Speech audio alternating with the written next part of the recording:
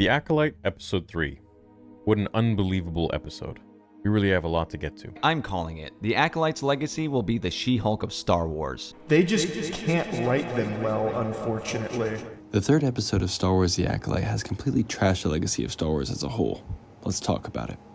To start off, the writing in the show has been horrendous. Each and every episode has had its flaws, with the third episode leading the charge as one of the worst written Star Wars pieces of media I have ever witnessed.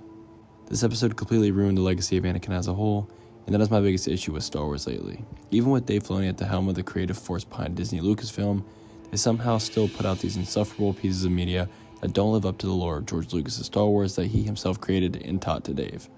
Episode 3 was a cringe attempt to rewrite Star Wars and the lore as fans know, by making the newest character, that we barely even know, created by the Force. They should have just ripped that part from the prequels, which was the very thing that made Anakin so special. He was created from the Force to become the chosen one, and what does Disney do? They tarnished that legacy of his with two brand new characters no one really knows. Not to mention, they ruined the way the Force is supposed to work. The Force is meant to be a feeling, something deep down in all the people in Star Wars. The Force was something we could resonate with as normal people.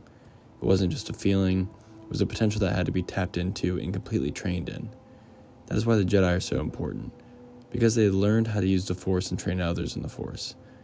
In The Acolyte, however, we learn that the Force is something that helps you create Force children out of thin air by pulling the threads of the Force, quote-unquote, which has completely ruined Anakin's legacy and the way that we understood the Force, from literally George himself. The show started off decent with the first episode, and since then has gone completely downhill. It's almost like they are genuinely trying to tarnish the legacy that Star Wars had left with the original and prequel trilogies by changing the Force, tapping into something that's just like Anakin, and ruining it for all of us.